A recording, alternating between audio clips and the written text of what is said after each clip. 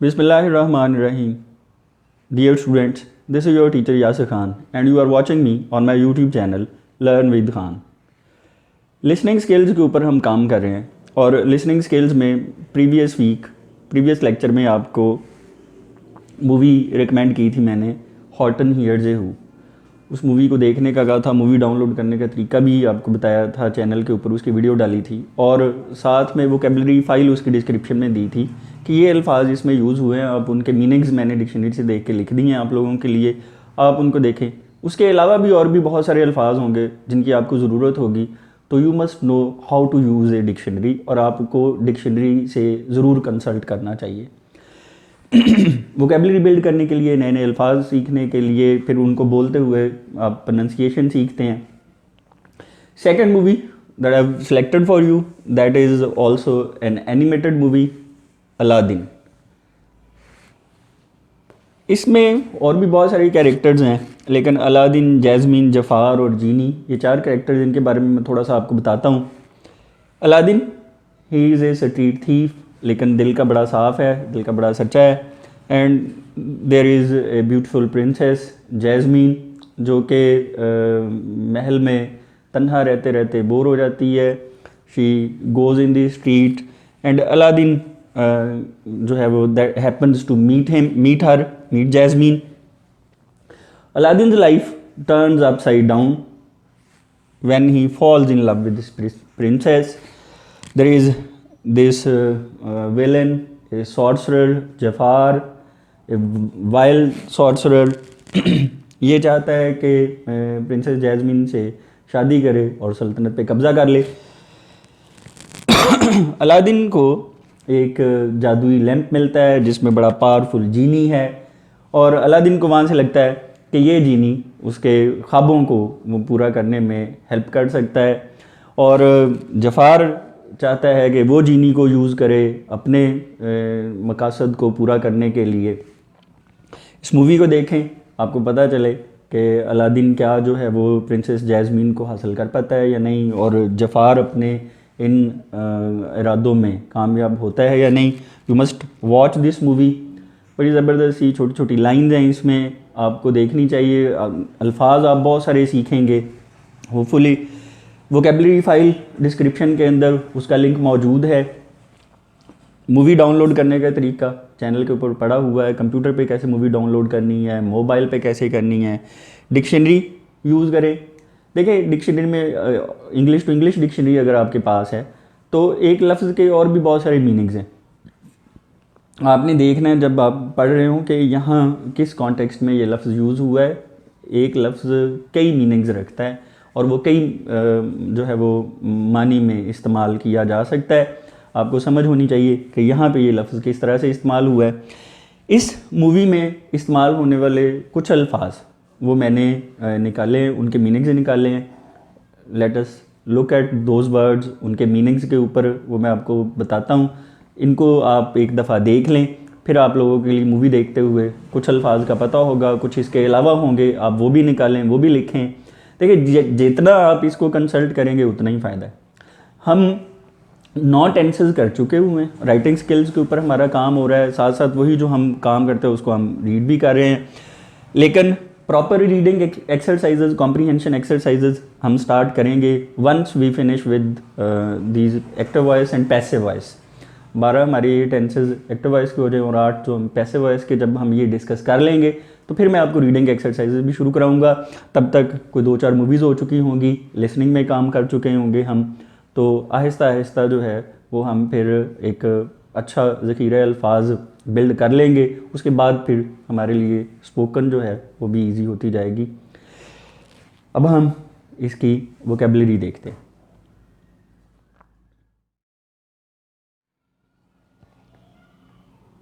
तो हम डिस्कस करते हैं इस मूवी अलादीन में इस्तेमाल होने वाले कुछ अल्फाज, उनके मीनिंग्स जो मैंने देख के लिखे हैं। पंजेंट, ये एडजेक्टिव है, एडीजे एडजेक्टिव है। शार्प, बाइटिंग, तेज़ या तीखे को कहते हैं। पंजेंट रिमार्क्स और सिनोनिम इसका बिटर है। बोजो नाउन है। स्टूपिड पर्सन उसको कहते हैं। स्लम्बर एक जो लाइट स्लीप होती है, नींद गनूदगी की सी जो कैफियत होती है, टू स्लीप स्लाइटली, थोड़ा सा सोना। अब कुछ और भी एक्सप्लेन किया हुआ है, इसको आप लोग देख लीजिएगा। टिक ऑफ का मतलब होता है गुस्से में बोलना, ख़ास तौर पर किसी बच्चे के ऊपर जब उसने कुछ गलत किया हो तो उसको टिक ऑफ कहते हैं। इसका synonym SYN synonym tell off है। लोफ होता है टुकड़ा, एक रोटी का टुकड़ा। नाउन है an amount of bread that has been shaped and cooked in one piece, a loaf of bread, 2 white leaves please. आप ऐसे सेंटेंस में ऐसे यूज़ करते हैं। नेक्स्ट लफ्ज़ जो है वो जो वर्ड इसमें यूज़ हुआ है वो है स्काउंड्रल, एडजेक्टिव है। रास्कल, विलेन, और ए man who treats other people badly specially by being dishonest और इमोरल रोग को कहते हैं। बुरा आदमी, बदमाश आदमी, शरारती। स्लोपोक कहते हैं पर्सन हु मूव्स, एक्ट्स और वर्क्स टू स्लोली, उसको स्लोपोक कहते हैं। ये प्लूरल में लिखा हुआ है। सूटर क्या होता है? देखिए, ए लवर, ए पेटिशनर, ऐसा a man who wants to marry a particular woman, और जो है यानी जो उम्मीदवार हो किसी से शादी का, उसको सूटर बोलते हैं। सेल्फ एब्जॉर्ब्ड यानी जिसका अपने तरफ ही ध्यान हो, अपने बारे में सोचने वाला, ओनली कंसर्न्ड अबाउट और interested in one self, selfish.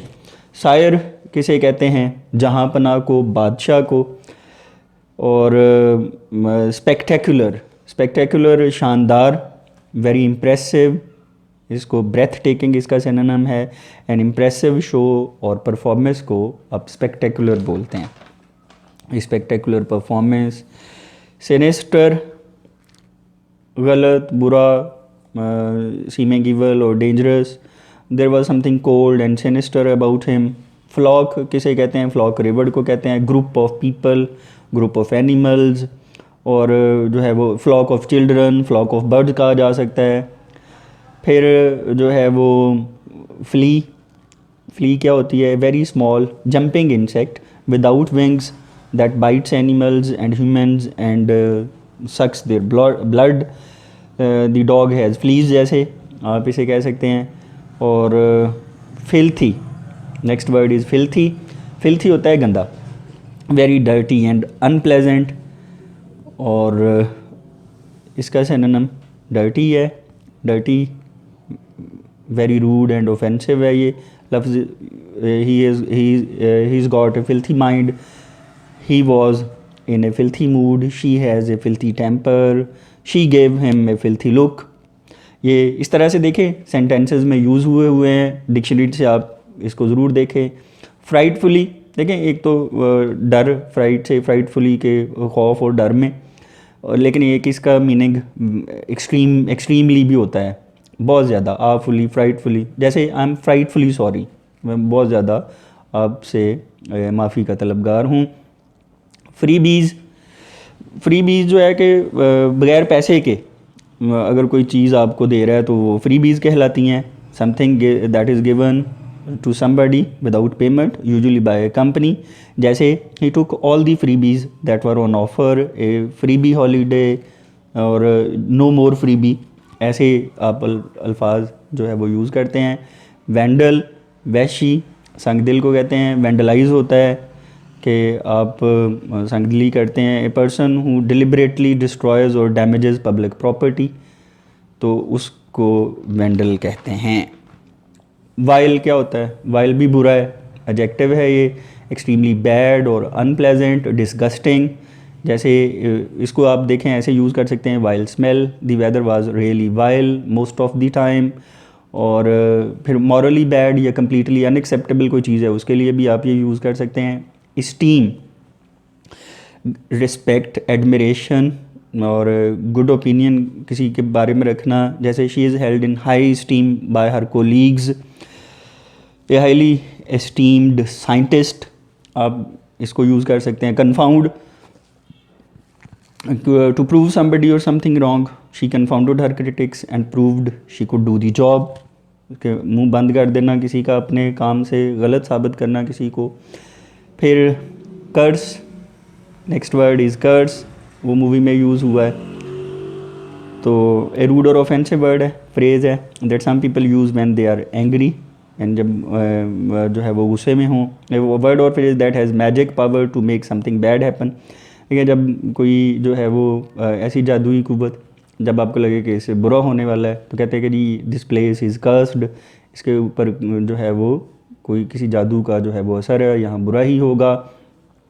Cavour जो है वो किसी सॉर्सरर के सामने, जादुई ताकतें रखने वाले शख्स के सामने, टू बेंड और मूव बैकवर्ड्स, झुकना, बिकॉज यू आर फ्राइटेंड, आप डरे हुए हैं, तो उसको कावर कहते हैं। सॉर्सरर क्या होता है?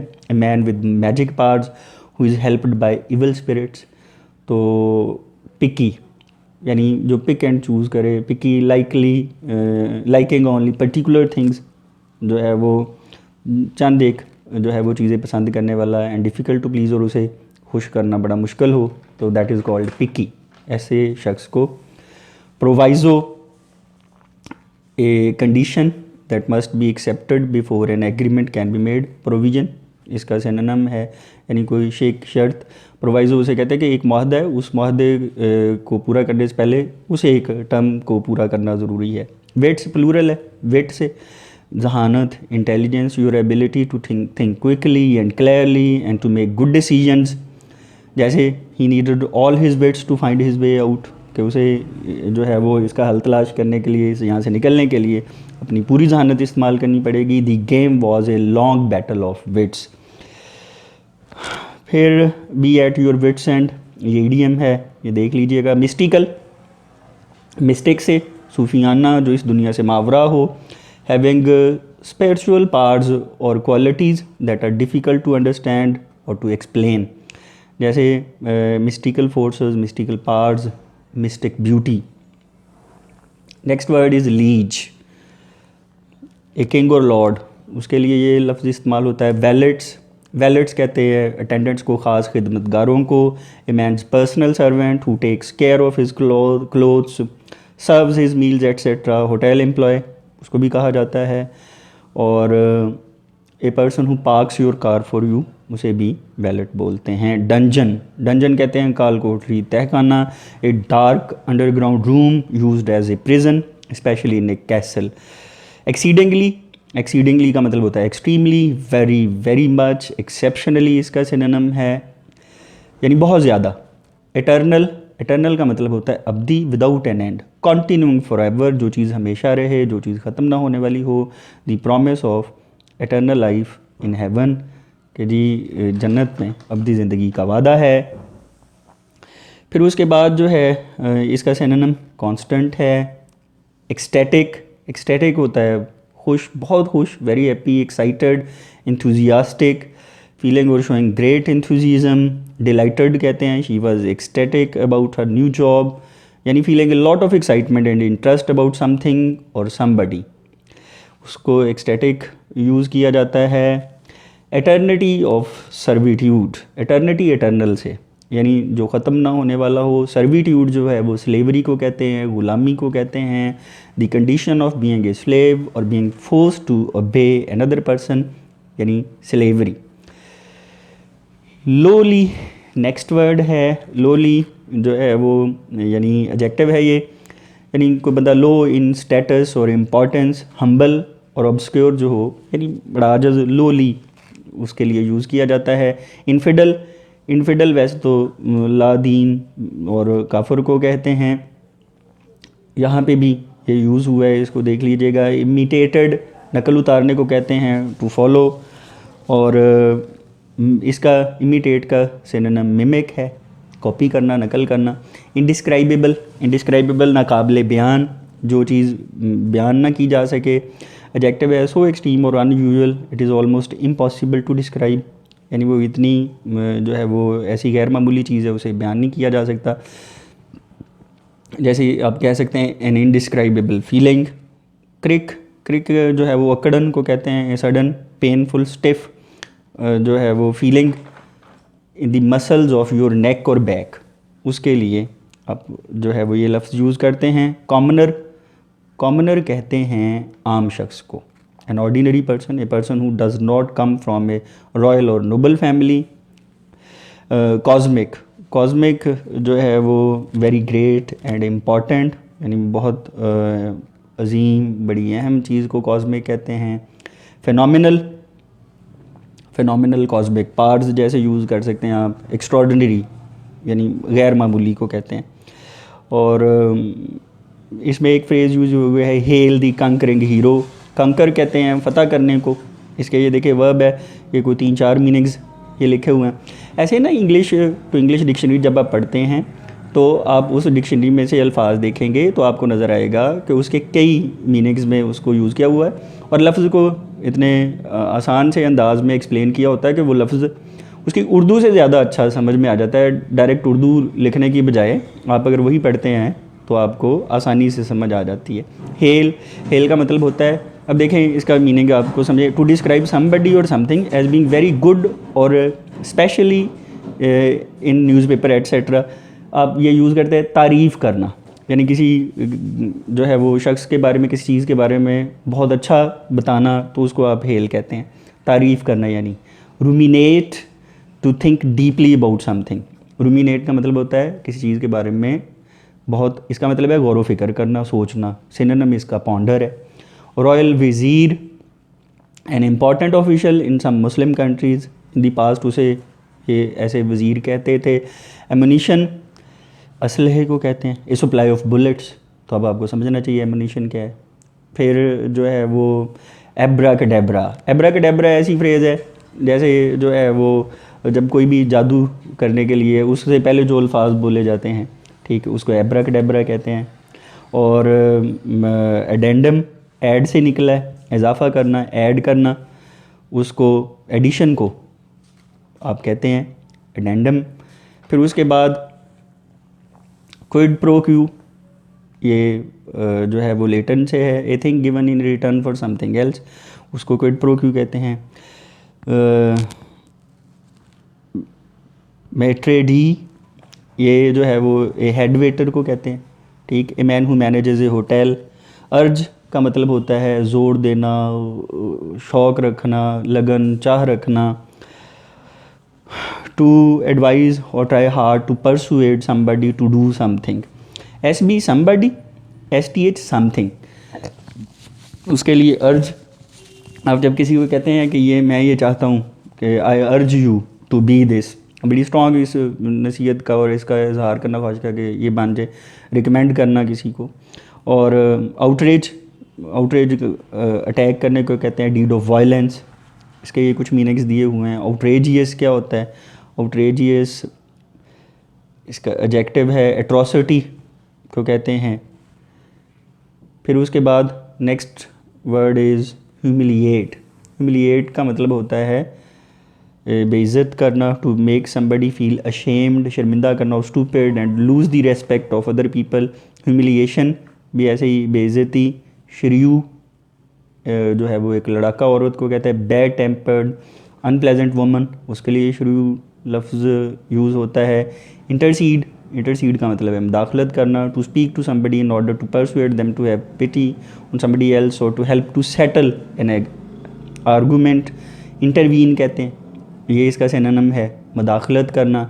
मे डे, अब देखें the first day of May day, लेकिन मे डे ऐसे भी यूज़ होता है, नाउन है। अब ये एक इंटरनेशनल रेडियो सिग्नल है जो कि बहरी जहाज़ और हवाई जहाज़ जो हैं, जब उनको एमरजेंसी में हेल्प की ज़रूरत होती है तो जो कैप्टन है या जो पायलट है वो बोलता है मे डे, मे डे। अब ये सिग्नल जब जाता है